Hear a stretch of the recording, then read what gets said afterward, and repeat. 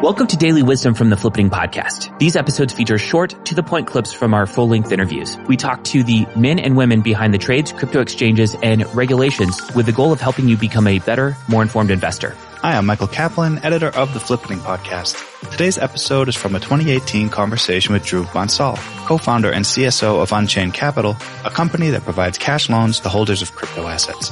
We discuss why it's better to borrow against Bitcoin than to sell it. For the full conversation, check out Flippening episode 8. And now without further ado, our January 2018 conversation with Dhruv Bansal, co-founder and CSO of Unchained Capital. Enjoy. Why would someone use Unchained Capital? Right. Maybe I'll answer that in two parts, like why borrow in the first place? And then if you're going to borrow, why choose Unchained?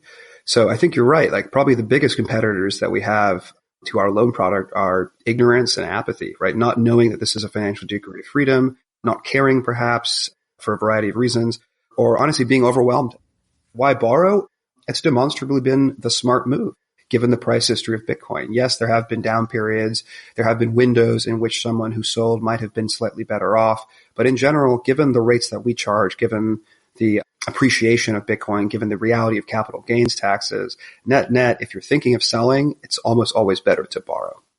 I know there can be potentially tax benefits to taking out a loan on your Bitcoin versus selling that Bitcoin and using those funds to purchase something, right? You've got capital gains.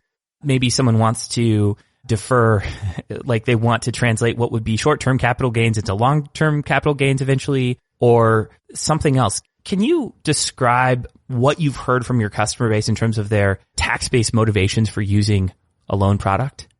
I would say when it comes to tax, this could be a seasonal aspect. Most of our loans have been in the last month or two as we've sort of launched publicly and been growing. Certainly tax behavior is important at the end of the year, but tax payments are not due until April or October. So I certainly estimate a greater interaction between the need to borrow and in particular the desire to either pay for tax consequences or avoid them happening around those times. So far, the most common use cases for our customers have been investment. So typically wanting to buy a home or a real estate property, something that's, more physical, powered by their very digital Bitcoin, or wanting to take a position in a company or honestly another asset class, whether that's stocks and bonds and traditional finance or even additional crypto tokens. But by and large, it's making investments. I think people, again, that speaks to the desire to get a return from having Bitcoin in the short term while still being able to hold it for the long term. So there are no restrictions to what people can do with the money. Obviously, there are things that are illegal and illegal, but there's nothing in your documents that say you can't take these funds and use it to purchase additional Bitcoin, for example. Yeah, let me be careful as I answer this question. So certainly there are obviously things that it would be illegal for us to lend for. We do ask customers the stated purpose of their loan. We do have to run customers through KYC AML procedures. Clay again to define KYC AML procedures. So KYC stands for Know Your Customer. KYC is essentially the process of a business identifying and verifying the identity of its clients. This is a legal requirement in many jurisdictions, and the term is also used to refer to bank and anti-money laundering regulations. AML stands for anti-money laundering. AML is a set of procedures, laws, and regulations designed to stop the practice of generating income through illegal actions. Apologies if you already knew this. Back to Dhruv. We do have a sense of what our customers' income and net worth within and outside of crypto is. So we're in a position to judge where did these customers get the crypto from? What are they planning to do with it? Is that safe?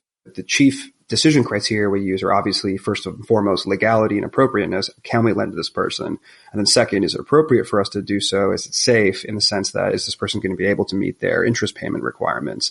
If the Bitcoin price collapses, which is something we can talk about how we deal with price volatility, do they have other assets that they may be able to use to cover their obligations? We're unlikely to lend to someone who is borrowing against the full capacity of all their Bitcoin and has no other sources of income. That feels unsafe to us. But at the same time, we do obviously recognize crypto as a real asset class, and that is important. In terms of what they're doing with it, I don't think there's too many verboten things that they cannot do. I'm not involved in the day-to-day loan operations, and so someone else would have to speak to that. We do have folks who have borrowed to buy more crypto, but I think we probably take it on a case-by-case basis. If you are, from what we have learned about you, if you are someone with assets, you are a sophisticated investor, if you're choosing to leverage, that's okay. If you're someone who doesn't have a really great income, doesn't have a lot of assets, and is wanting to leverage your crypto, we may just not accept that kind of risk. I can give you an example from my personal life. I'm looking at potentially investing in a crypto hedge fund. Unfortunately, many crypto hedge funds don't actually take BTC. So I would have to sell my BTC, get USD, generate a potentially taxable event, and then take that USD and put it into the hedge fund. I would rather just give you guys my BTC, take out some cash, give that to the hedge fund, not trigger a taxable event. Obviously, I'm going to have to pay for gains and hopefully gains that would come from a hedge fund that I'd invest in, but I just don't want to generate that taxable event in the first place. Do you have customers that sound like that? I don't know that I have a customer that specifically has borrowed in order to invest in a crypto hedge fund, but yeah, it is certainly an example of borrowing against Bitcoin to make a leveraged investment against another crypto asset, right? In this case, indirectly through a fund. But yeah, that is certainly a use case. Though again, it is more direct forms of investment like buying homes and taking positions in actual companies and similar that has tended to be the more common use case.